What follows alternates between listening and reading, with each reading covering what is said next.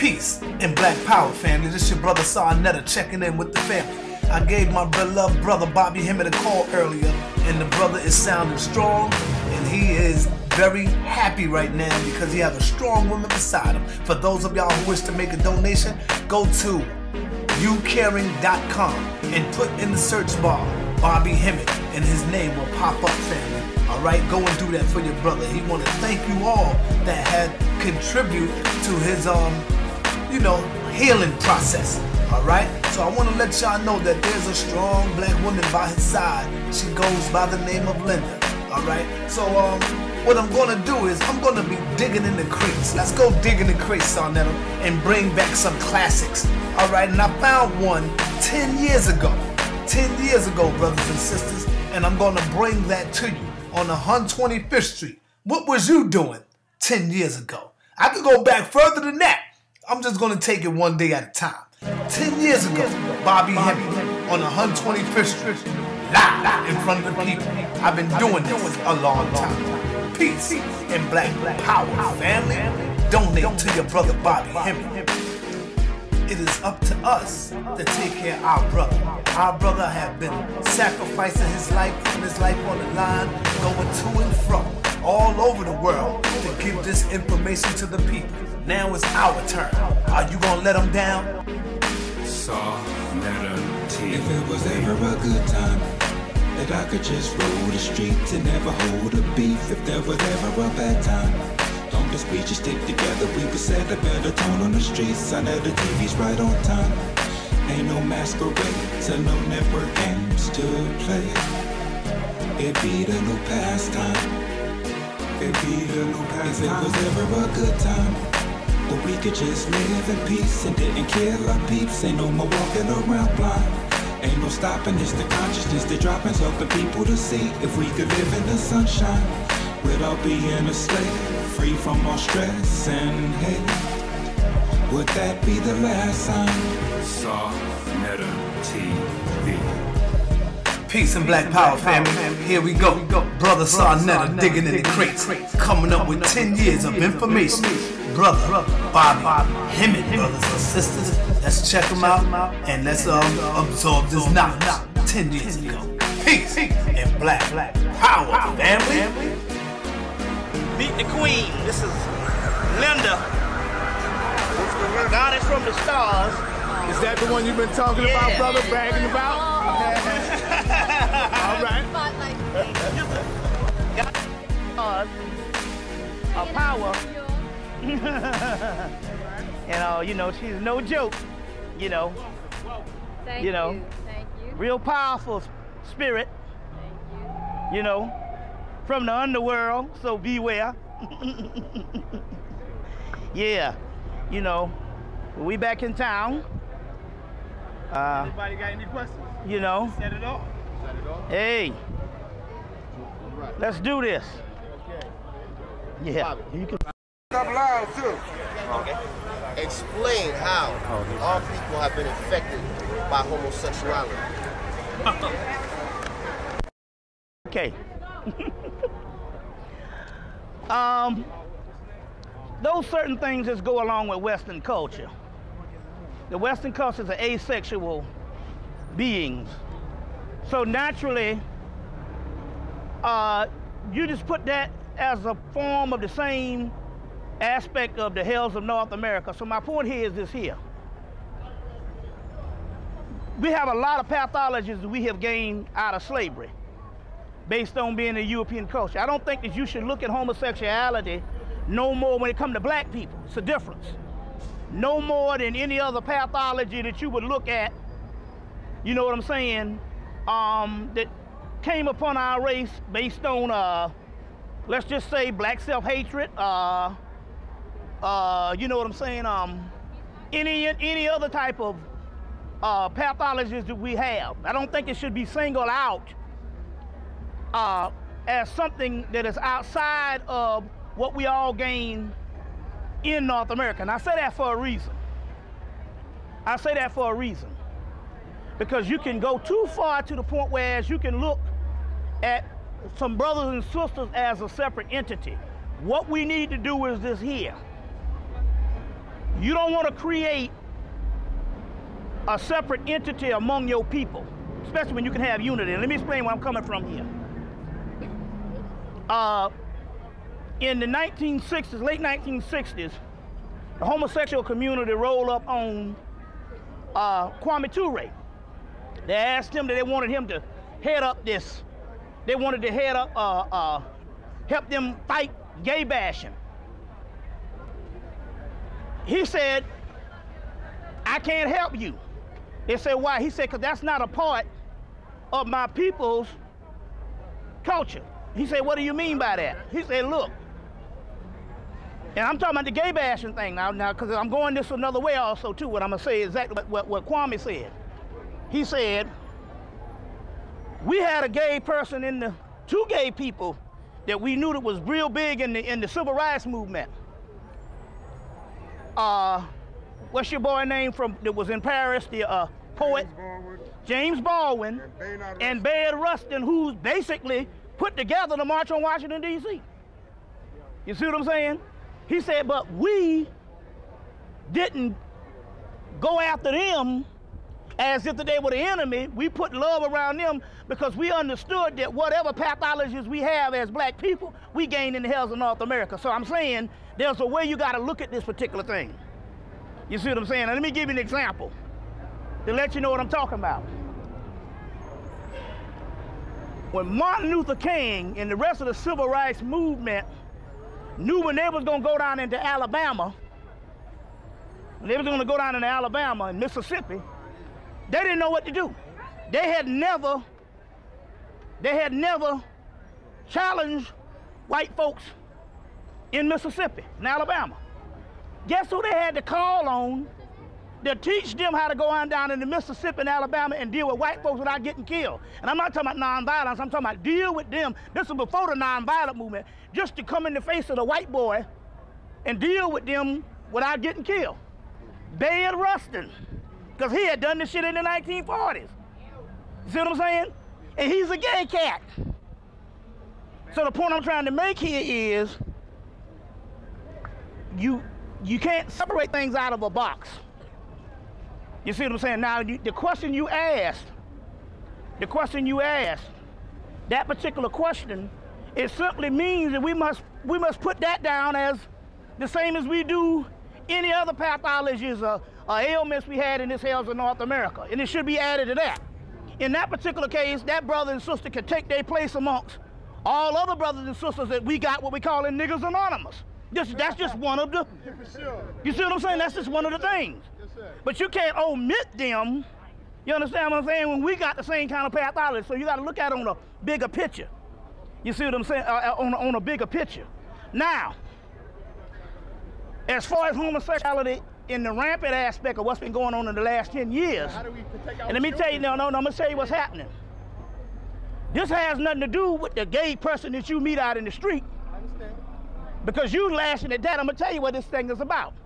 I was in Newark, New Jersey in 1996. Some brothers roll up on me and say, yo, we got 4 brothers we used to hang out with. You know, he said it was 5 of them. He said, no, it was 6 in all.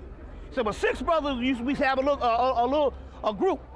He said 3 of them brothers is gay now, overnight. He said, so we know that there's somebody turning somebody into something. Now, how did that happen? That means that you have 2 levels of shit that you getting right off your TV screen. Exactly. Get the movie Fight Club. How they can take a snippet and put something in it's a frame a minute, and you might see it, but you can't see it with these eyes, but your subconscious get it, because they done put some penis up in there, and you don't know when they snip a penis up in there, and you watching a regular movie, and the next thing you know, you got some fondness for some male. That's mind control. And it's coming from the TV set. That's the most powerful one. So now let's go a little deeper. When these brothers approached me in Newark, New Jersey, it's the rap videos. Now, it ain't got nothing to do with the rapper. What happens is this. We don't run the distribution. We don't run MTV, VH1, BET, it's all the same. But what happens is there's two frames. They know when you seeing Jay-Z and you seeing all these naked women, behind there it can be naked men having orgies. But you can't see it because you're looking at what's in the foreground. Now let me give you an example. Anybody know now that has seen DVD technology? You can buy one DVD with 4 movies on it, right? Or you can buy a DVD with two or three different types of alternative movies. This means that you will have layers. While one thing is going on, and you watching one movie, there's another thing going on in between. So that proves that we talk about mind control. And the number one mind control is the TV set. Is the TV set. So now, if they have dual layers, and you are watching one image, and up under there is another image, they have male orgies going on, and all of a sudden, when you are looking at this stuff, and these things start coming down and you don't know what's going on, you think you gay. That's why when I used to ask the spirit realm, is that brother gay? The spirit realm is every person that was a homosexual, the spirit world say, he thinks he is. She thinks she is. Because they mean ultimately original man, you understand what I'm saying? An original woman, we all come in a harmonious thing. But in this hells of North America, I say, well, why do they keep saying that? Because they're saying you are all under mind control. You understand what I'm saying? So they have things that's in the media that turn people into that. And you got to look at the mind control other than coming down on the victims. You see what I'm saying?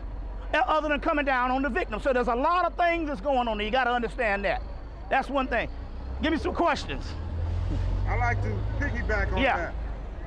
What about when, I don't call them gay, I call them faggots. What about when the faggots start messing with children?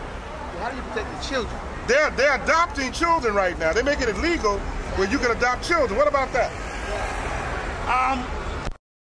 You know, it's interesting here.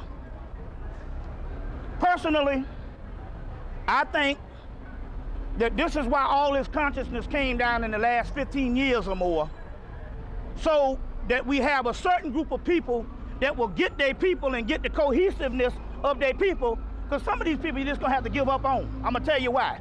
You're talking about a system that is too vast. You see what I'm saying? But sometimes we focus on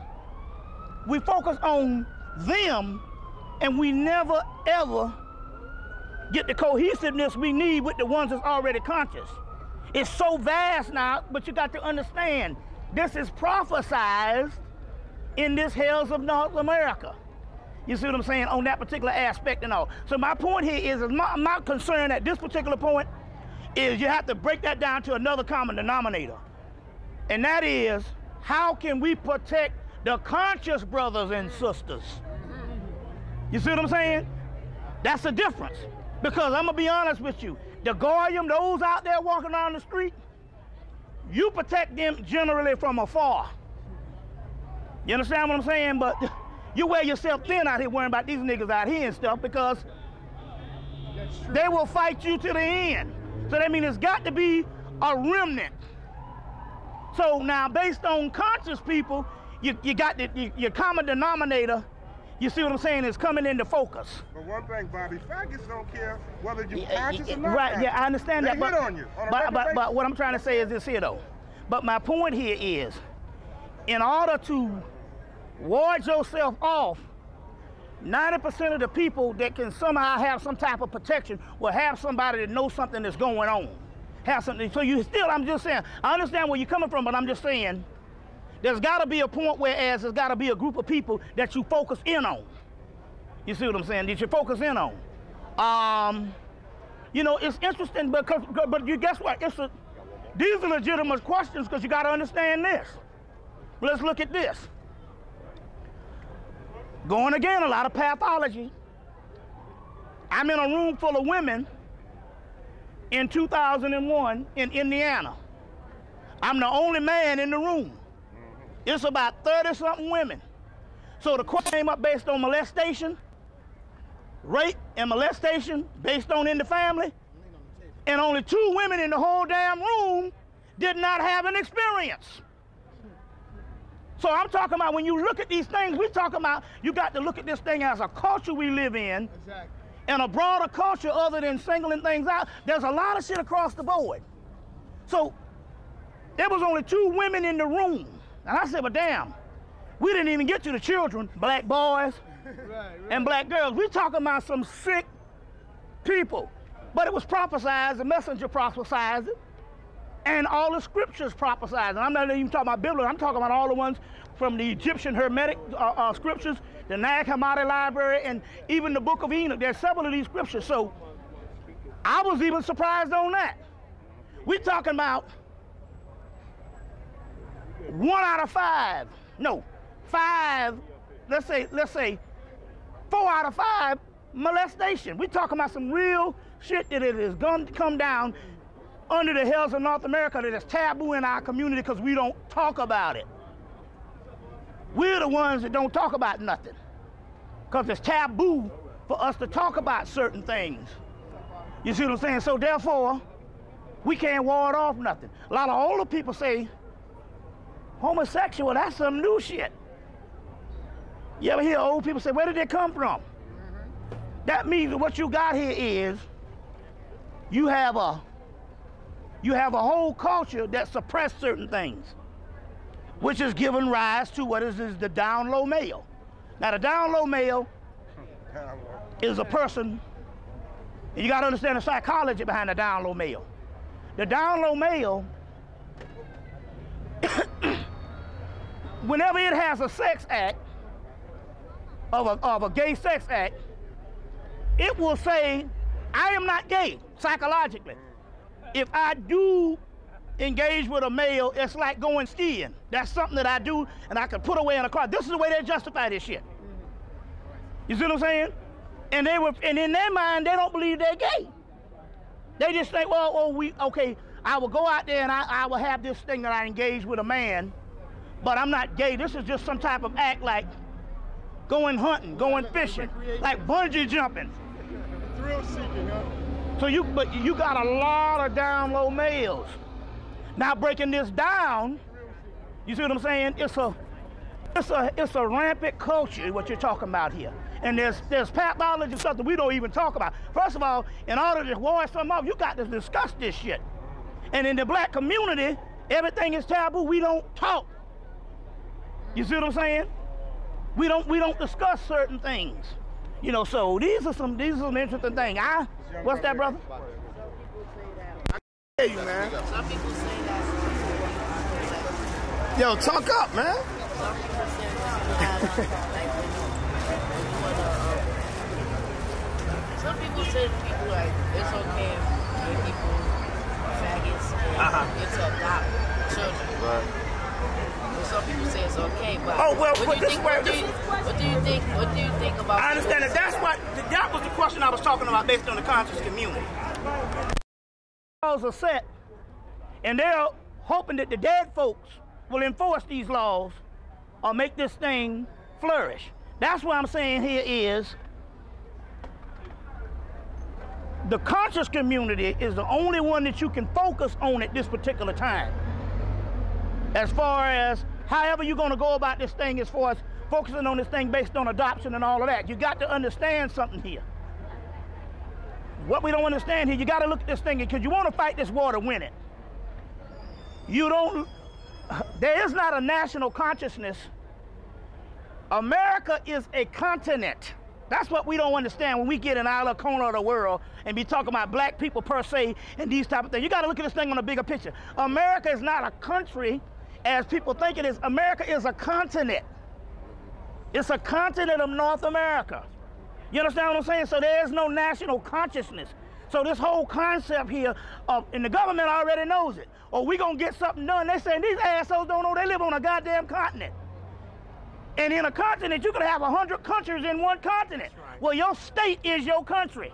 If you didn't learn nothing, you learn that you can go cross state. Anytime laws vary based on states, then we don't live in a country with national consciousness. We live in a continent, and we have pockets of consciousness.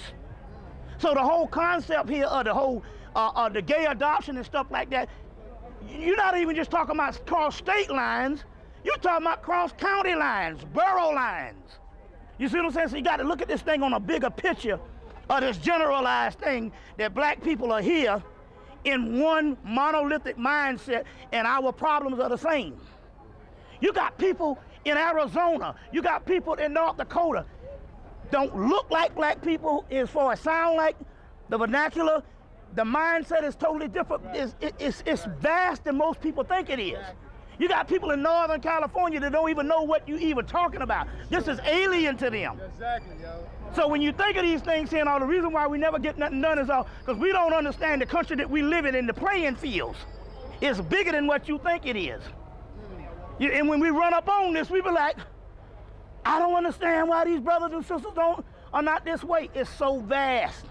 So, Brother Hemmitt, do you think this is part of the divide and conquer mentality?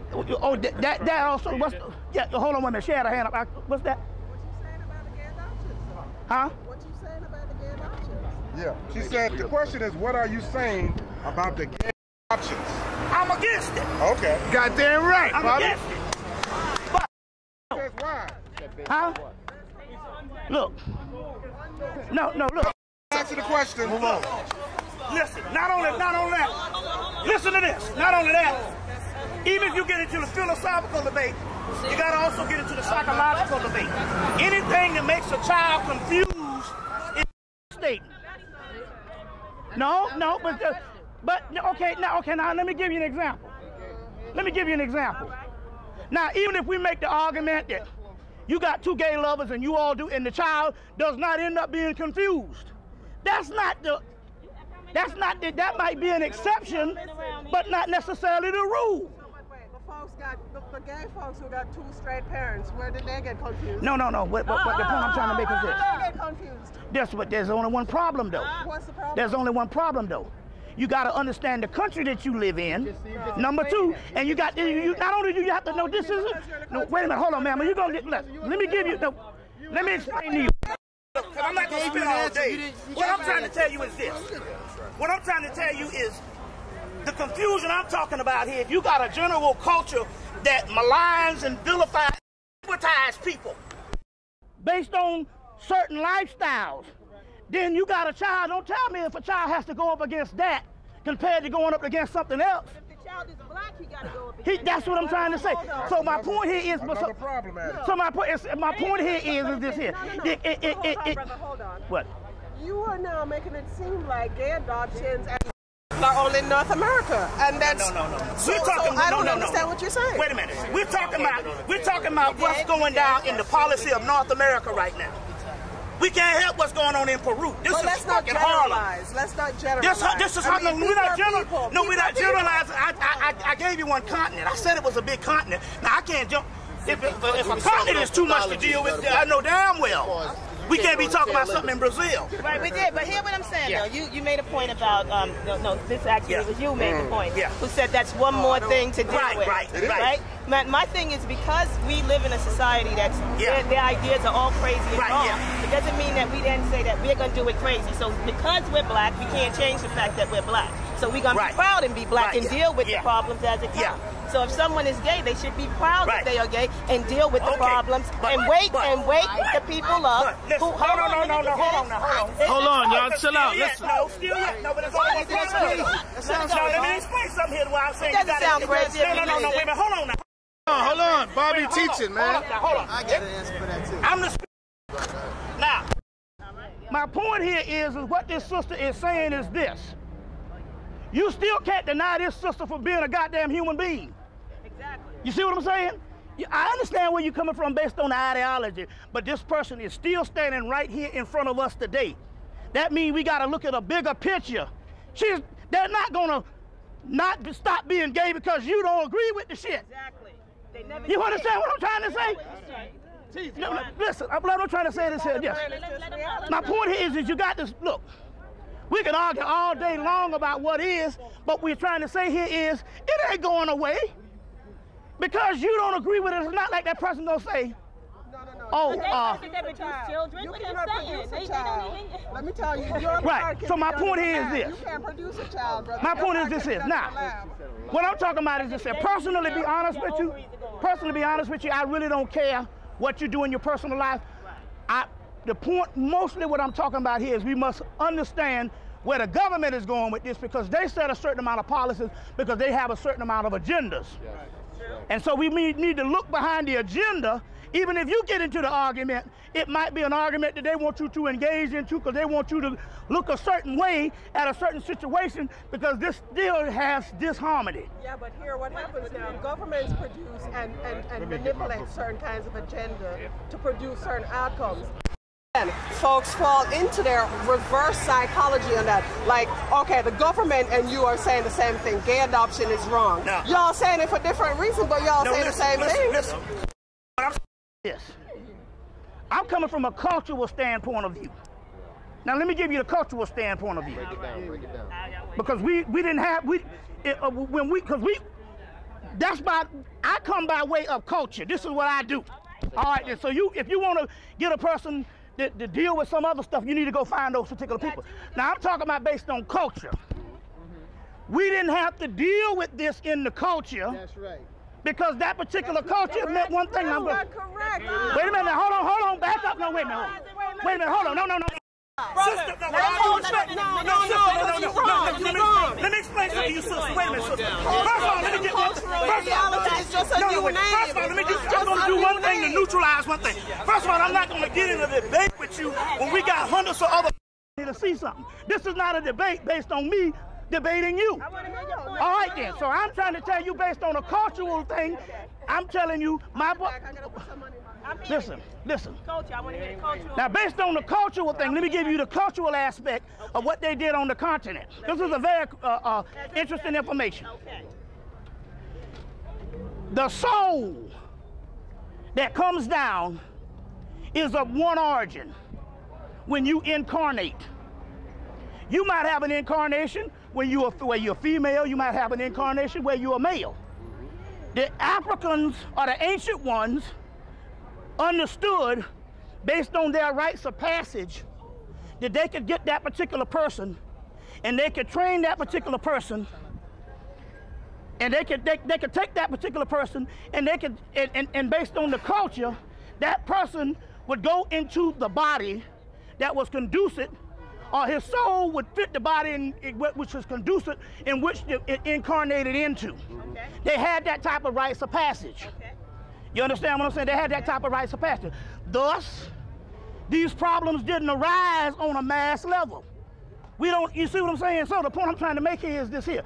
On a cultural aspect, we must look at those particular things. We were talking about people understanding that you could master the particular body that you incarnate into. And they gave you rites of passages that could master that. Now what has happened here is we live in a civilized barbarism where the rites of passages are broken down. So we got things bouncing around all over the place. I'm going based on the cultural aspect of it. That's right. Now you can do what you want to do and all that. And listen to me, baby. I have an open mind, but I want no, but baby, look, let me just put it this way. You can accommodate all you want. I'm just saying this here. If you and your lover,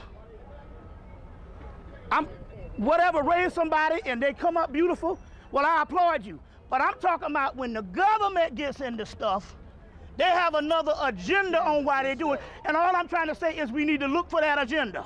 That's why I raised the issue of when you said that the country is so divided. Right.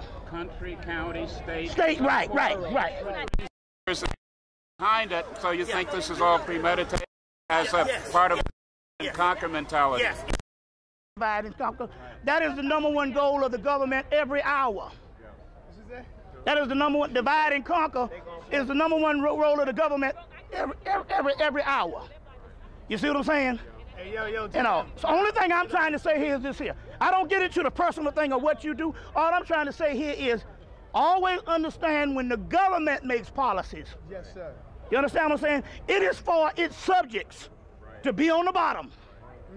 And you must rise above what you feel sometimes to understand maneuvering strategies that we are always in warfare. So with that said, then, who really is in control? Huh? Who really are the controllers?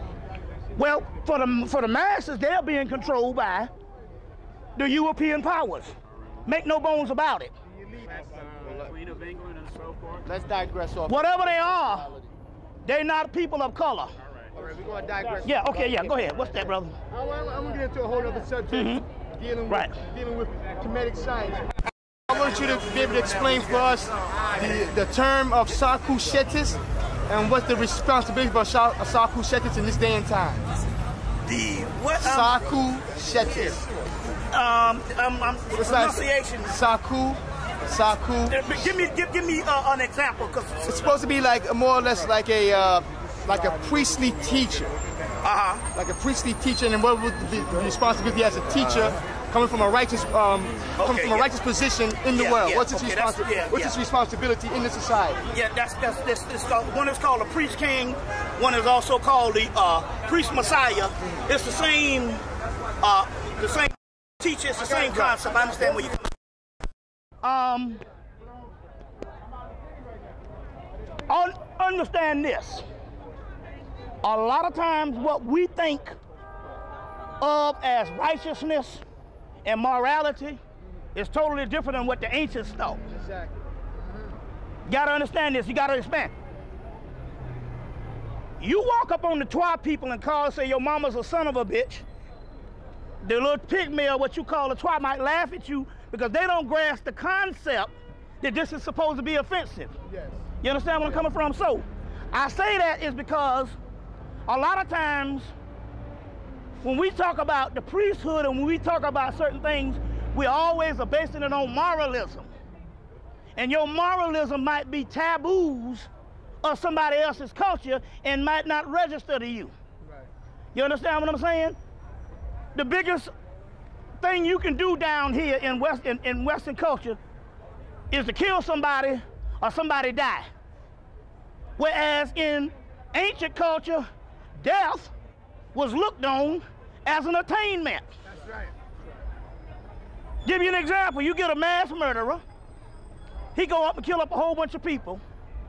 No, the Western society with their ego, they don't go and lock him up in the jail and put some pins in his nuts and say, you're going to suffer for 30,000 years. They kill him. That's the greatest thing you could do with a person. They have released the spirit, and that particular person in actuality has got the key because he had to get out. He got up out of here. Whereas the brother's the one that's sitting in the prisons rotting. So my point here is when we talk about this particular righteousness and a particular thing like this, there's a difference because we are beyond the first inception of this, a Noble Drew Ali, Honorable Elijah Muhammad and stuff, where we had to teach the people the basic fundamental aspects of righteousness and morality, you see what I'm saying, to function in the society. Right. Now what is happening here is the conscious community is falling behind because you all too much trying to do the damn right thing, and the right thing is based on somebody else's concept of what is right. Exactly. You see what I'm saying, of what is right. So you gotta go beyond that. You gotta unlock the doggone mind. You see what I'm saying? What is righteousness? You see, now the ancient person, when they talk about righteousness, you say, well, I see it in the scriptures. They didn't mean righteousness based on your behavior. They meant what was right. You pick a fruit off a tree when it's ready and it's right. So they were talking about the alchemical functions inside of the body and the mind. Then they was talking about how you behave. You got plenty of dead people behave good, mortal. Yes. You see what I'm saying? It don't mean shit. You see what I'm saying? Bad things happen to good people every damn day. And good things happen to bad people all the time. All the time. Dude, you got the shit, case in point, the white man. He ain't never failed to pull up to the plate for deceit, but his children live better than you every day. And ain't nothing in sight coming to unseat them until you understand it ain't about what's righteous down here. Because you're looking at this based on a modern concept, based on the ancient concept. Give me an example. When we first got back up into Hemmitt, the first thing we did was we said, well, we need to find a Jesus. Oh, that's Osiris, Horus. And we need to find the devil, which is Set. Right. Yes, sir. Right. Because here it is, we're taking modern concepts. We're taking modern concepts and putting them into ancient concepts. And that's backwards. Now, so we said Set was the devil. Well, why is it anytime you see a pharaoh in Kemet, he's standing between Horus and Set? You see what I'm saying? We're talking about polarities of energies, battling for supremacy. Everything down here is based on polarities of energies, and it really don't matter what you do down here, even if you gotta slit your own child's throat, if it calls for that shit. Understand. Because moralism ain't got nothing to do with it. Nothing to do with it, exactly. I understand. That's why the book of law says sacrifice a small child, but not now. I say, what does this mean? Why would they say something like that? But then I understand the concept. Everything down here might have a certain occasion that it might be a certain season for it. For sure. You see what I'm saying? Sure. A certain season for it. Yes. You see, so we gotta go beyond this particular concept that this thing has got to be one way. Now, let me give you an example. Because there's this discussion going up with the Black Panther Party versus metaphysics. Now, I've said this back in '96. If the cracker busts up in your house, you need to have whatever you can to get that motherfucker up out of your house. All right? So my point here is, here goes again. There is no one way to do nothing. Everything might be relevant. You understand what I'm saying? Now, let me give you an example about warfare. We know there's physical warfare, and we know there's spiritual warfare. But let's look at Geronimo. He was in a physical war kicking crackers' ass, but he had a spiritual blue rock. And they worked hand in hand. And they could not defeat him. He had to give himself up. All right, so here we're talking about is here. All we're talking about here is balancing this shit out. Yes, sir. If you into revolutionary on the physical thing, incorporate your spiritual aspect. Exactly. And if you are a spiritual aspect, don't let no cracker come and tap you on the head. Be ready to kick somebody in their ass. Sure. Also, too. That's right. That's right. You see, so it's got to be a balance in this particular thing. Right. Now, the reason why we know that is because they got the group that's in South America, no, in South Africa, they made the movie Zulu Dawn. And they fought the British. And they killed the British. But they was on a spiritual high. You see what I'm saying? On a spiritual high. Case in point. A lot of stuff happened in Vietnam in the battles. They can't win. Just like they won't be able to win in Iraq. You see what I'm saying? Win in Iraq. Bobby. You see? Those are warriors right there. Yeah. So it's Messiah. It's a spiritual aspect. It's a spiritual aspect. We see this in the spiritual act of sex. Anybody ever been having sex and it got rough? But while you was having it, it wasn't rough. But the next morning you be like, damn, I'm sore as shit. That means you went on a plane that was above the roughness. So what now? That's sexual kung fu. I'm gonna be talking about that tomorrow. I'm gonna be talking about that tomorrow in Brooklyn. At Long Island University at 3 o'clock. Now, the cabin Flatbush. The point I'm trying to make here is we argue on things and we come away empty because we don't understand that you can incorporate all of these things. And you see what I'm saying? And we only look at the apparent, so therefore if we see in the apparent and our situation is there, sometimes we can't look beyond that particular situation. Give me some questions. Brother Hemmitt, what is the key for unifying our people? I mean, that's like an age-old dream. Yeah, okay. Something we want to happen, but it seems so elusive. What do we do? Don't look for unifying your people is the first thing to make this thing work. That is something that somebody put us into. It's like the black leader. Nobody has a black leader but two people on earth. Black people here in America and the Palestinians, who both have something in common. a secret society called the Jews that's making sure certain people don't rise. They got Arafat, and we got a multiplicity of ones that come every so often. Exactly. You don't even know what the leader is of the Puerto Rican race or the Mexican race. So here it is again, the whole concept here, like I said again, that's almost like wishful thinking to think that people on a continent again can be unified. You know what I'm saying? We talk about oppressed people. I've heard people go, black people go, who is oppressed? Exactly. Exactly. That's real. You know what I'm saying? So the point I'm trying to make here is I think, and I understand the love because you're looking at the appearance. You see people that look like you, and you want to look out for their well-being. I don't understand the concept of that by us being spiritual people. You see what I'm saying? But that concept here, we must ask the question outside of that. Now, the question is, in the physical realm, based on physical civilization, is it possible for us to be unified?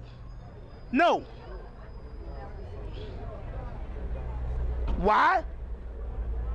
History even tells you that. You see what I'm saying? Now, but you got to look at the bigger picture on what we're talking about. Ultimately, will we be unified? Yes, but it's on a whole nother level of a spiritual level and beyond our present situation. So it's beyond, is it beyond the physical body? It's beyond the physical because the physical is disharmony, period. You see what I'm saying? It's disharmony, period. Plus, my point is this. You ever thought about this? What is the most evil country on the face of the earth? America. America. Now, that means if America's slaves were brought up to the level of other groups, there would not be a person here that could charge America with the evil that it is. Hell, right now, you can't convince black folks that this shit ain't good. That's right. You see what I'm saying? Right. We suffer because it's right to suffer. You saying, nah, I don't want to hear that shit there. But why is it that the Jews try to corner the market on suffering? That's right. And they own everything. They've always owned everything. You see what I'm saying? Here it is, a people trying to be us. And they see the benefit in us in our plight. That's right. That's right. You see, now I'm not talking about no Sunday go to meeting preacher stuff about when I get to heaven, I'm gonna put on my shoes. But I'm trying to show you on a bigger picture. You fight wars battle by battle. You see what I'm saying? We're all in a perpetual aspect of struggle, and that's how those particular things end up. Give me some questions. Yeah. Hold on. Why I got. fear? Let's dive. We talk about pathology, right? You said homosexuality was one. Yeah. Religion, another one. Yeah. Is there religious conspiracy involving Eddie Long, Creflo Dollar, and T.D. Jakes and the rest of Exactly. evangelists? Your network is a government entity. Okay. And those particular preachers, as far as just about all of them under 50C31, are set in place to keep the masses and keep the indigenous folk down. This is in the Illuminati handbook, Cult Technology of Power. It tells you that our greatest tool out of all bombs, mind control, any type of scientific thing, our greatest tool to control any indigenous people is religion. That's right. You see what I'm saying? That's right. Is religion. Organized religion. That's right. Can I ask you a question? Yeah. So why are we so much in fear? What happened to the black power? What happened to our power? I mean, psychologically, we all in, we are sleeping giants right now. The majority of us. Yeah, the masses. The masses are sleeping. Yeah, the masses are, and the masses continue. What are we afraid of? What's going on? Why we're not starting? They are promoting mind wars with us. Yeah. So, I mean, what's happening to us? Here goes again. Here goes again. when you look at the general culture, not even just black folks, white people, they're the same people. 9/11 told you that. They can tell these white people anything in the world and they believe it. And I was shocked. Me personally, I thought white people had better sense than this. You know what I'm saying? I didn't know 9/11 taught me something. This shit here is an epidemic. You understand what I'm saying? Then come to find out the average black person has the edge. They be like, oh no, something fishy about this. Because we've seen a side of America that got kicked us in our ass. So the average black person from Alabama be like, oh, I don't know about some shit like that. But white folks are totally oblivious. Yeah, man, yeah. You see what I'm saying? I'm amazed. So my point here is it's not just black folks, it's white folks. Now let me tell you something else happened too. They made protests in the 1990s something to be looked down upon. So when you have people protesting, and they get the mainstream white folks out of protesting because they're the ones that the country follow, then when you out here protesting, you look like a fool because they have made protests some type of vilified type of social pariah, persona non grata. You see what I'm saying? So therefore, you dumb down a culture that just not even think about nothing but their own bread and butter. That's right. Yeah. You know, well, you know, it's... We do a lot of talking, but we're not doing a lot of walking. I mean, we need some warriors. Well, I'm trying to say, look, here goes again. But we still gotta fight. Here goes again. I mean, okay. Here goes again. Bring your sights down to the ones who are functional. That's right. We do a lot of also crime people who are asleep and dead. And you see what I'm saying? I care nothing. They told you that on Queen of the Damned. She said these people know nothing, they don't want to know nothing. See what I'm saying? So you got to understand, it might be cold-hearted and callous, but the other thing keeps us distracted. Because if we follow behind everything that happened to a black person, we will be following behind some crazy shit every hour. Because a nigga got some shit every hour. You know what I'm saying? And they choose these things to get us into the debate about. You know, get us into this particular debate. You know, so I'm just trying to say here is, never look at the apparent. Always go to a bigger picture and stuff like that. When I say that, I'm not talking about cliche about something religious, because that's a joke. You know, that's a joke. You know what I'm saying? Huh? Yeah, huh? Check this out. Yeah. Now, it's imperative that we have a third world war. That's coming. Yeah. You know that. Yeah. Right. Here's the deal. Most of the strong white nations gonna lie European-wise, because I listened to some shit in Canada the other night. Right. You know, them white kids ran to Canada, and the Canada president said, fuck the United States. We down with France and Russia. Right, yeah. You ain't coming up in here and taking this kid out of here. Matter of fact, all them soldiers need to run away. Right. So this shit is born. The Bush is saying, well, we sticking to the aim. We got business, because as you know, that was a plan from Reagan back. Right, but here's what's going on though. I want to know this. They gonna bring the draft back for black kids. We know that. What we gonna do?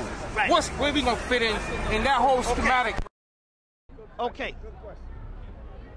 They're gonna bring it back. Not only that, we're talking about this thing, this ice melting from under our feet daily. Right. Now let's look at this thing on a spiritual level about this. They gotta pick a war to fight. They losing the shit from Iraq. That's right. Okay, that's right. That's handling itself. They getting kicked in the ass. And you know what I'm saying? Now, the war at home, the third world, the war at home, we will win that. Now I'm gonna tell you something. Farrakhan said this one time in 1985 at the Power Tour at Madison Square Garden. He said, do you want your slave to come to war with you in the streets? He said, because if we come to war with you in the streets, we will win. Now, in 1985, I could not understand what he meant by that. Now, the guy Carol Quigley, America's Secret Establishment, whatever, said that the only hope that can defeat the Illuminati is the urban black person. Now, let me give you an example of what I mean by that. They don't want these niggas. The only way you can get these black people out here to wake up is to give them no hope. That's right. And bear down on their damn community. That's a good thing. Because if the damn tanks start rolling, niggas will start waking up and white people in trouble. Now let me give you an example. Let me give you an example of what's going on. They deregulated the gas companies down in Atlanta. They're doing it all over the country. They cut off 3,000. They cut off 3,000 black people heat in the city of Atlanta. They cut it off. It started getting winter. It got to December and it was still 75 and 80. The federal government had to call down and say, you better cut them motherfucking black people gas on, or we ain't gonna have no winter, and we ain't gonna be able to sell in no Christmas, and winter will be lost and our finances will be fucked up. That because there were so many black people that didn't want it to get cold, so they changed the shit, and it was December of 75 and 80. So if you get that many black people conscious, nothing. The atmosphere will change, and guns and bombs and none of that shit will work on these Negroes. So they don't never want us to come together by them rolling the tanks in, so that's what they do based on dividing and conquering. How about that? Because they know if we come up in some doggone consciousness, and they best believe, because when the tanks start rolling, you got to question the Jesus and all that other shit when the tanks start rolling in your neighborhood. It swimmers around, and they don't want that to happen to these black people, because you do have some strong black people that sleep. You know what I'm saying? And a lot of their magic they use for white folks. Now, so we in a great situation. On one hand, they know it's inevitable. This shit is coming down. Now they gotta keep on with that old bullshit over in Iraq. They ain't gonna never be able to get out of Iraq. You hear me on this? I told people this last year. They will never be able to come out of Iraq. Never. That's Northeast Africa. That was actually my next question. That's Northeast Africa. They'll never be able to come out of that. That Tigris and the Euphrates is real. That coincides with the Nile and all the rest of the stuff. All that's Northeast Africa. That's right. You see what I'm saying? Now, what is the persistence with the White House and its objective reform policy? What's their persistence? Because we got homelessness in America, we got unemployment and everything, but it seems like the White House reform policy. So what's their persistence? What's their out there? As long as, look, they don't worry about you and the homeless and stuff like that, because they don't give a damn about you. They give a damn about the Mexicans. They give a damn about the Mexicans, because the Mexicans is the new Negroes. That's right. I said that years ago. You see? That's right. I said that years ago. And they will work, you see what I'm saying? So as long as they got the Mexicans, they ain't pretty much worrying about no shit. I said that. You see what I'm saying? You know, hell, they got slave labor. That's right. That's the only thing they worry about. So, the other stuff across seas... Yeah, what's their persistence? Why are they so focused on out there? They're focused based on something spiritual. Yeah. Based on spiritual. I know, but kind of break it down. It has nothing to do with no oil. It has nothing to do with no Saddam Hussein, because he worked for them. And he's still working for him. Okay. He is someplace in some resort somewhere chilling.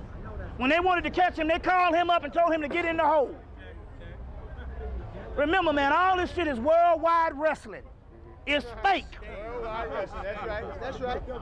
You see, now, it's fake. That's right. It's fake. It's worldwide wrestling. What I'm saying is this. They are talking about something spiritual in that part of the world, a certain amount of gateways and a certain amount of things, you see, that's happening at that particular place, in that particular realm, and one of the main things they wanted to do was get in there and get a certain amount of artifacts out of the museum. Right. You see what I'm saying? Out of the museum. Because for some reason they figured they could go and get some of these artifacts out of the museum. They got all the Egyptian shit. And every, you know, they got, you know, so that was a part that was left untouched. And so they figured that they could get in there and get some of these artifacts that might be able to save them. They said the Holy Grail is in Iraq. And save them. It's actually over here and in us. Okay. Iraq is a sign of power that they're looking for over there that is over here among us. You see what I'm saying? Among us. You see, but this is just a way they're reaching for shit. They're in worse shape than what they think you are. I always tell you that they will make you think that their reign is forever and they'll be shaking in their boots. So a question in regard to how you saying it's a spiritual thing and like what they're trying to do. Yeah. Would that also be how the skull and bones of Bush and Curry and how they started out with the Russell Trust and they had Geronimo's bones to have the energy of the red man here? Well, yeah, so always, could it be also that they want the original man's power? That they always are into some type of they always are looking for somehow to get on top of kind of realistic power on the planet. That's their number one thing. So they went to the museum and got the original man's bones so that they gain power and sway through their sacrilegious ritual. They thought that they could do it. They're reaching for shit. Although, in theory, they think that these artifacts can save them, or can give them, it's not in them. It is in the genetic structure, in the alchemical aspect of the ancient man. You see what I'm saying? So it's inside of us. It's inside of the bloodline. You see what I'm saying? It's inside of the bloodline. Bobby, what about these devils dealing with extra? What about these European devils that's dealing with extraterrestrial information and knowledge? It doesn't matter. They have all this information because they were supposed to be in so many words, we were asleep. There's somebody on the planet. They are good people to gather up shit and dissect stuff. They were actually working for us. When their time is over. Their time should be up now. They have had this particular information for the last 150 years and have not hit a lick out of damn snake. That's right. To make one convert to the spirit realm. Let me give you an example of how I know that they are scared and they're running scared. These organizations, the OTO, the Golden Dawn Society, all these, the Theosophical Society, they're now coming up to black conscious people in groups and trying to befriend you and endear you so you can go and get into the society and do research and give them your secrets. They're looking for you to save them. Because since 1990, they handed all this stuff over to the white children. They can't do it. Now they're coming for black people. So now you're going to get more and more secret societies coming up to you saying, hey, look, we will pay you for research. And they're trying to pick your brains of what's coming up out of you spiritually. You see what I'm saying? Yeah, Bobby, can you speak on the sister who really wrote the script for The Matrix? You know something about that? Yeah, she said she wrote about the first Matrix. She wrote the script based on the first one. Like they steal everything, you know. Well, that goes with what you were just saying. Case in point. Yeah. Case in point. A lot of contests, a lot of entry, a lot of things they want you to enter. It's the same thing. They are looking for your ideas. So a lot of that has a lot to do with all that. Yeah. Explain the relationship between global warming, because we know the Caucasians have been paying close attention to the sun, and the melanin, and why is global warming so important to the Caucasians? Get down. As far as the planet is concerned, the global warming, everything that you see out here is being affected, is in effect based on something that's coming inside of us. So we are bringing about those particular cataclysmic things that's going down and don't know it. You said, let me give you an example. They said that California was supposed to have been in the damn ocean 10 years ago.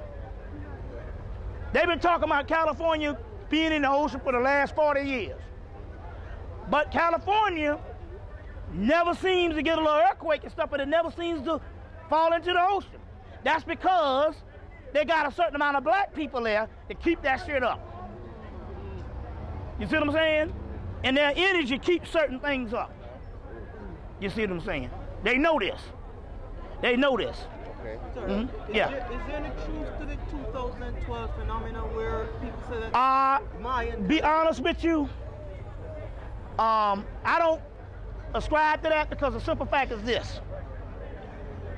The calendar is so off until this shit is way beyond.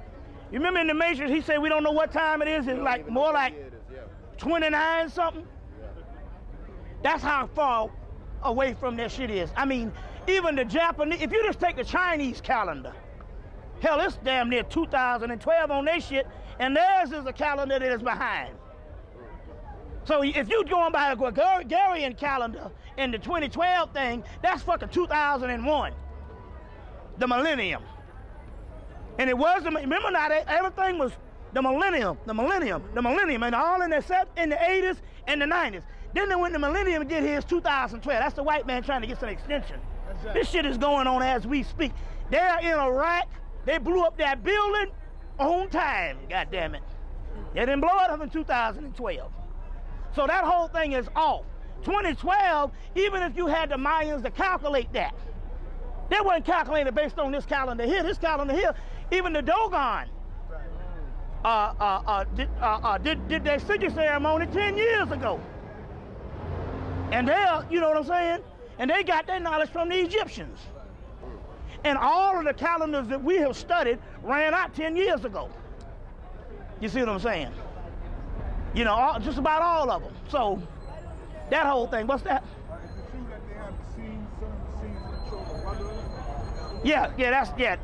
That's real easy for them to do with the HART program, to have machines to control the weather, because you can control the weather in your own mind.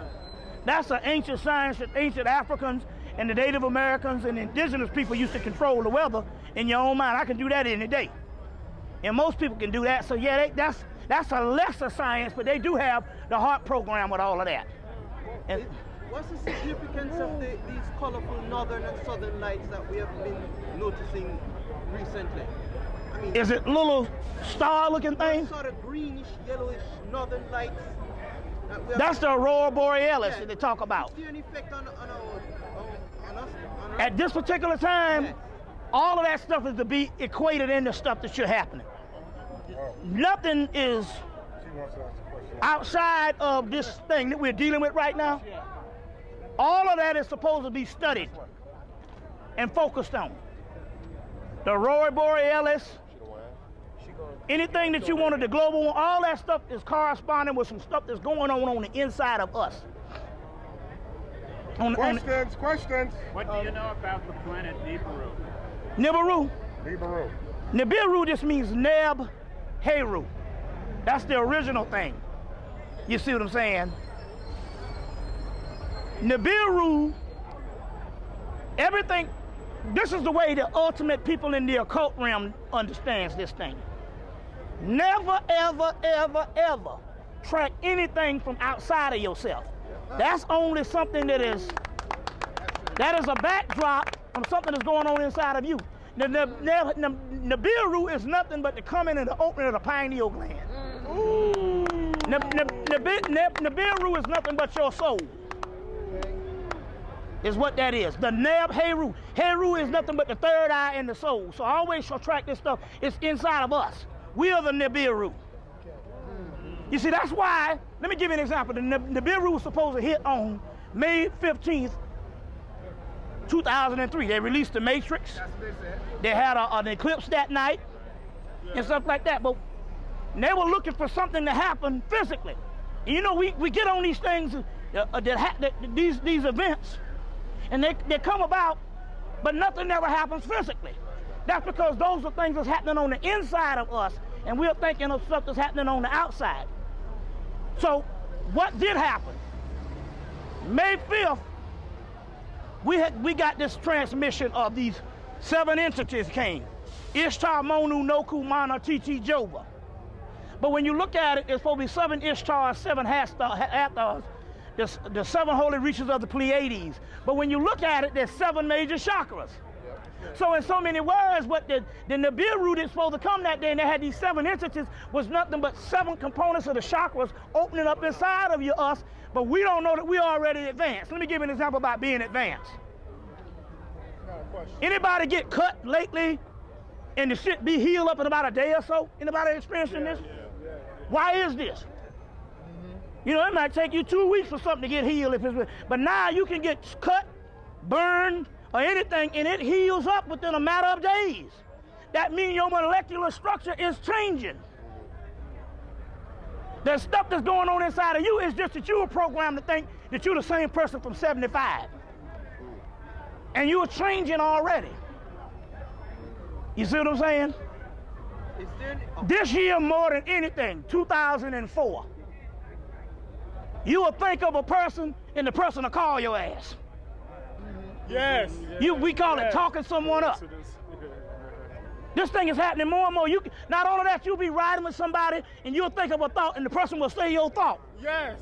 Yes, sir. You've been getting more and more of this now. That's the same thing like when you be singing a song in your mind. Yeah. And the next thing you know, you hear that song jump right up on the radio. On the radio, or someone humming it. Yeah. That's the synchronicity. That means that there's things that is happening and we are more advanced than what we thinking we are. Yes. You see? It's just that you keep thinking that we're just a regular people and they got you focused on the shit that they want you to focus on their news. Right. Yeah. Instead of not focusing on yourself. Yeah. You see what I'm saying? Right. And that's what's actually happening. Yeah. Questions? Is there any truth to Questions? this? Okay. Yeah, what? I need to ask you, I want to know what was the whole behind last year's blackout? Okay, yeah.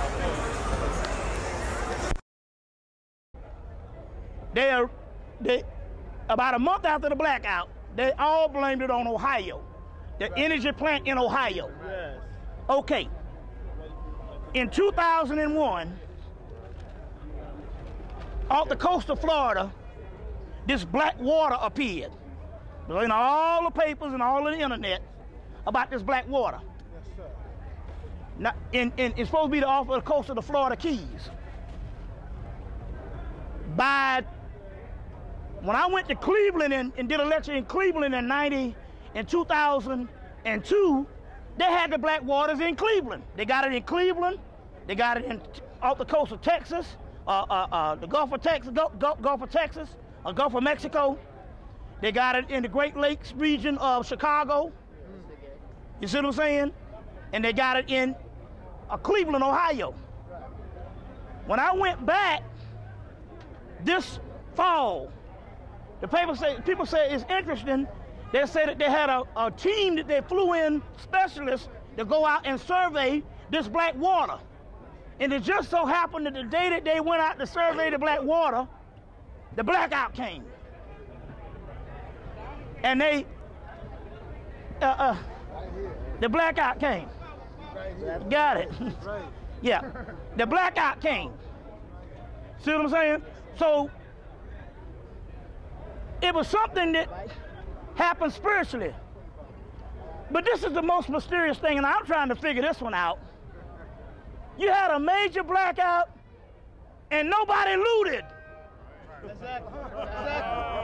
Now somebody got to be under mind control, because they had the same blackout in 77, and every store was looted. I'm still trying to figure this out, and there's got to be mind control. They had a major blackout, and they didn't have no break-ins. Can I ask you one question? As far as mind control, do you think that hip hop, as it is demonized now, this gangster rap, is one of the main uses? A huge influx. Yes. A huge one. Good question. Is mind control. A huge one is mind control. How can we get rid of that going on with us? It's not, well, you got to realize this now. You know, they had a survey. Yes, sir. That all of the 1990s, that what kept the music industry alive was white children buying hip-hop. Yes, I remember that. So really, it's out of our hands now because they don't even need us no more. The white kids is taking that shit and run with it. It's a bigger phenomenon than just us. It has its origins in the ghetto, but it is another phenomenon now. Only thing I can say back again is the only thing I can say here is strengthen the underground. Right. So my point now, yeah. Now what I mean by that is not just go to the underground music. You got plenty of underground music, but we don't strengthen it. Exactly. And disseminate it ourselves. Let me get to about when the Wu-Tang Clan did it when they came out. Yes, sir. They knew that the regular companies wasn't gonna help them, so they strengthened it. Yes, sir. And they got all this shit out with distribution their way. Right. The government looked at that and gave them contracts. Right. Took it away from them. And took the strength away from them. It happens It happens every every time. time. Yeah, Heavy D and the boys did it back in the 80s. You see what I'm saying? Hell, Master P with his crazy ass did the shit. So my point here is, it happens every 4 or 5 years. Somebody from the underground coming, it's a major phenomenon, and then the first thing happens is a major record company step in and take the power away. You got all these damn people down here. Now we know that you can do it because most people buy bootleg shit off the street. So if you can buy bootleg shit off the street, you can strengthen this stuff through the underground. She got a question. You see what I'm saying? So yeah, yeah. I have a problem. Yeah. Like how the brother said, get your gangster rap and stuff like that. But when it come time to war, are we gonna be ready?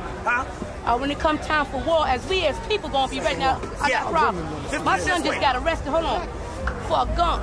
Didn't have no clip. His first time. 15 years old, they put him in us. And this guy was up in the Bronx. He got caught with all kind of ammunition in his house. Right, yeah. He get a $5,000 bail. Right. He go up for half of that is $1,500. Yeah. Like, make me understand why. Because when it come to us, I'm like, when we gonna start doing something? When stuff keep on constantly happening. I'm gonna tell you this, but I think that you can incorporate something else. Let me explain something to you. Let me explain something to you when I'm saying incorporate something else. Yes, you can protest, and yes, you can go by the means of the government to try to do some things, but there's all kind of magic that we have that we used to do in Mississippi, Alabama, South Carolina. There's all kind of shit you can do. You see what I'm saying? I had a friend call me in 2000.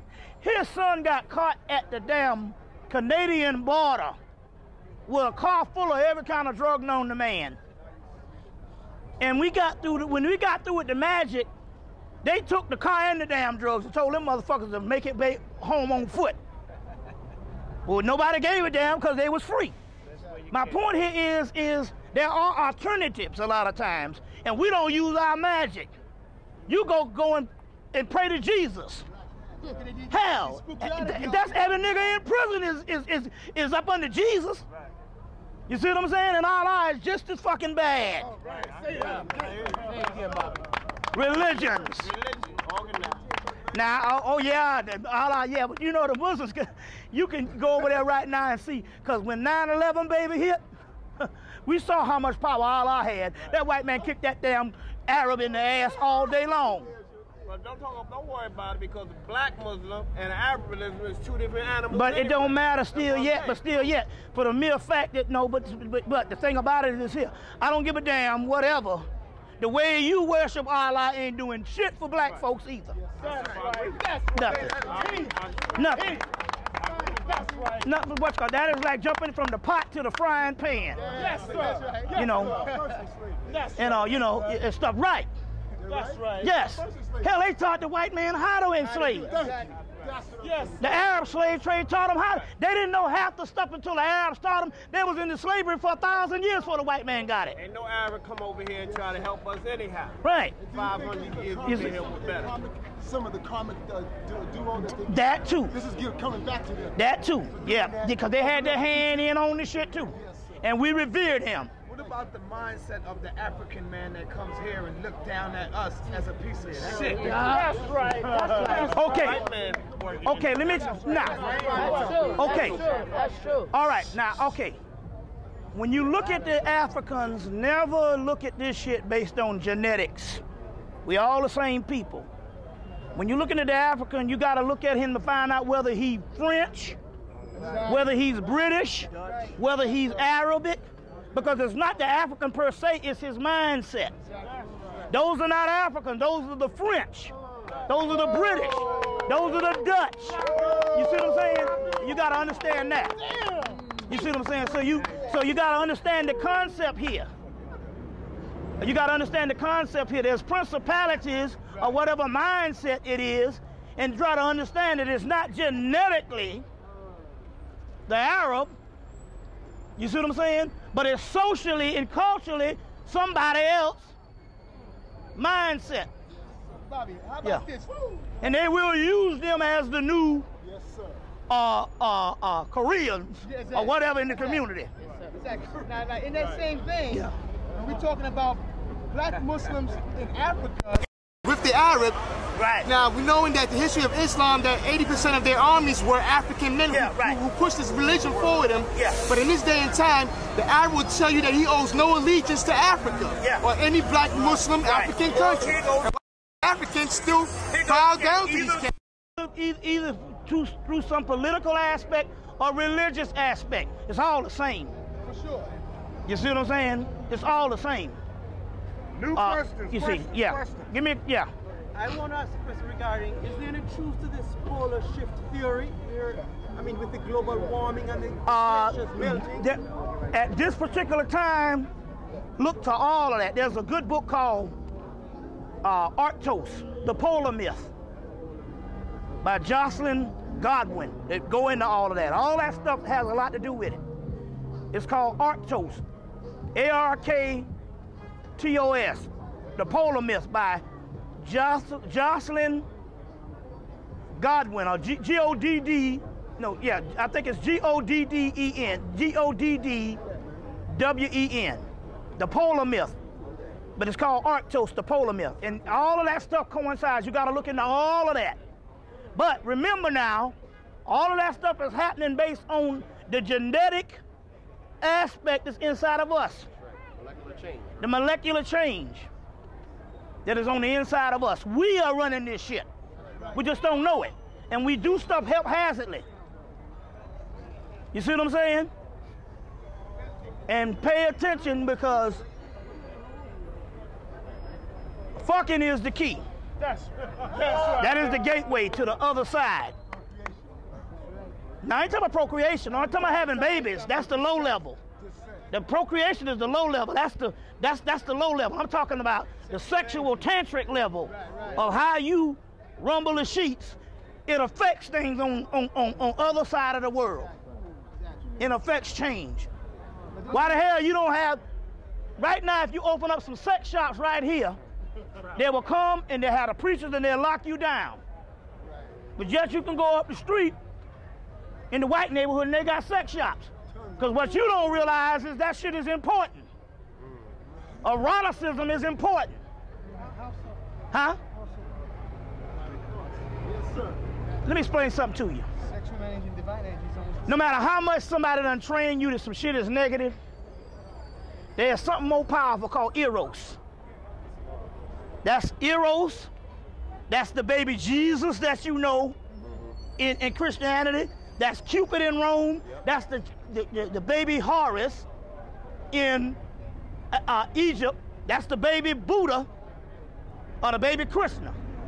That's an entity that's inside of you, an energy that's inside of you. And no matter how much you tell yourself you Muslim and you divine, one night you laying in the bed and you get horny, and ain't shit that bullshit religion can do about it. Why is that? Anybody tell you that anything that you do outwardly, you see what I'm saying, a lot of times, is the lesser level. It's the inner self that is the higher realm. So here's some stuff that even if you so righteous, that shit gonna come up. You gonna get horny. Or you have gotten horny before. That means that we're talking about a cosmic force that's on the inside of you called the Kundalini energy. The Kundalini energy and the sexual energy is the same. It's the same, exactly. You see what I'm saying? And based on that particular energy and how you rise that particular energy is how you control. But aren't you catering to the lower? No. No, listen. See? Listen. I'm an expert on this thing. No, no. You talking to the master on this now. No, babe. No. Let me explain this to you. It starts, everything you do, start from the root chakra on up. It has its origin in the root chakra. The gastrointestinal tract, that's where the soul is. And it travels up into the Kundalini energy. Tapping into the eroticism is how you go into the divine. That's the tantric level. If you're dealing with sex, you have to have a point of origin. Now, if you're trained that is negative, you cut the energy. The tantric level, you cut the energy. There is a point of origin. It starts from the lower. That's where the gateway is. That's the red chakra. Don't you have to get yourself into that? Huh? Don't you get stuck there? Yeah, I mean, because you can get stuck there. Perverts. You listen. Perversion has nothing to do with sexual energy. Perversion has something to do with the society, and it has something to do with the suppression of sexual energy. Right. Why you think your priests is fuck boys? Because they was told they couldn't fuck. That's right. That's right. Why you think your priests, the Catholic priests, is little fuck boys? Because they was told they couldn't fuck. That's right. That's right. That makes sense. Energy, when you bottle energy up, you make it a disharmony by not dealing with the natural flow of things. Can I ask you another question? Yeah. Yeah, but by not having sex, right? Or not having sex for a period of time, can't you redirect that energy into a higher spiritual? Now, what it is this here, look. Now let's deal with history. The celibacy shit comes around a certain time. And a lot of that comes around when a lot of the priesthood started breaking down. If you go back to Hemmitt in India, you see the lingam, which is the penis, and the yoni, which is the vagina, all over the place. You started getting into the celibacy and aspect and all of that. It's a part of, that's a form of perversion. A lot of that has also to do with organized homosexuality. Organized homosexuality and stuff like that. Horus and Osiris. If you want to get the embodiment of Osiris and Horus, a lot of the material is gone. You have to go to India and get Shiva. It's the same thing. That's how they rule. Through the sexual energy, the Kundalini energy. All I'm saying is a lot of tantric information on that. It's rarely, when you deal with the art of Tantra, rarely do you see the celibacy stuff that you see in later day priesthoods. That's Islam. That's too late. That's Judaism. That's too fucking late. That's too late. When you start getting into the male-dominated religions, it's too late. That's the reason why the male-dominated religion. It's a male chauvinist murder cult of homosexuality, organized homosexuality. That's right. That's why your God is a he, which don't make no sense at all. That's right. You see what I'm saying? And the only reason why it makes sense is because you was taught that. You see? But I'm saying on the tantric level, when you study the tantric level, you rarely see anything about celibacy. That's papacy. That's papacy. Now you can conserve your semen and don't give up your semen, because when we're talking about the sexual tantra, we're not talking about necessarily ejaculating all the time. You see what I'm talking about? Orgasm is not ejaculation. The ejaculation is the loss of fluids. Orgasm is the sexual pulsation that goes up. And the problem is we have, as Western males, we have been taught how to ejaculate, but not to orgasm. And orgasm and ejaculation are two different things. You see what I'm saying? Two different things. A woman has orgasm, but she doesn't have the sperm come out. You see what I'm saying? Remember you gave a lecture where you were saying that they were shooting? Yeah, that's a vaginal secretion. Okay. And that's a whole nother realm. Okay. Yeah. So explain how the male can ejaculate. Huh? Explain how the male can ejaculate without losing. Well, first of all, if it's one thing, if you just take it takes about a year. But if you go into sex with the focus of not coming, sooner or later you will reverse the training. Whereas most of the time when you do it, the only time you coming is when you have a mass cum build-up. But a build-up. But usually you can retrain the mind that you won't come based on it's only been taught that way. It's all coming, sex comes off the brain. So you can deprogram it by whenever you, and you start with the technique of going but so far and then pulling back. So you're gonna have to have a mate that is understanding what you're doing and pulling back, and after a while you will reverse it. You will reverse it. I do it all the time. I have reversed that particular aspect where I don't come. I might come once a month, but I fuck every day. It recirculates the energy and you feel more powerful. Right, yeah. So you can reverse that, yeah. You can reverse that, yeah. We talk, all right, biblical text now. Yeah. All right. Yeah. Explain how the Caucasians, how and where the Caucasians got the idea of Adam, or the first man. Well, that didn't come from him. Adam, you get Atum. Okay. Now you talking about the mythology, that's weakened down. But the Adam comes from the Atum, the atom, the molecule. Okay. So there's a scientific version which is ancient. Then that particular story is just a Hebrew version of the story, which is in actuality a edited version of the story. An edited version of the story. Even when you get the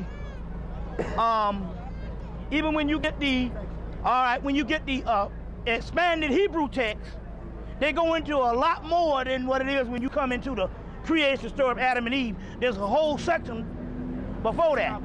There's just a lot more study. And the biblical version is just a edited version of it, a summary of something of a greater mysteries, of greater mysteries. Question. Yeah. Do you know who really controls Jehovah's Witnesses? Huh? The organization. Do you know anything about it? It's a European group that control it. I mean, it's still a form of mind control, just like all organized religions are. Especially anybody come knocking on your damn door on a Saturday, you know that's mind control right there. You know what I'm saying? But all of that, you know, hell, Jehovah in its real Hebrew form is feminine. Right. It's feminine. You see what I'm saying? So we got all these movies coming out, all this propaganda, mind control coming out. Yeah. What are some of the movies that are out now that strike your attention, that have massive mind well, control? I always, well, the Passion of Christ. Okay, break that down. Well, I mean, you know, that's just basically, every 10 years they got to show the European Christ, or every 10 to 15 years on the screen. You see, on the screen. That's why the first person to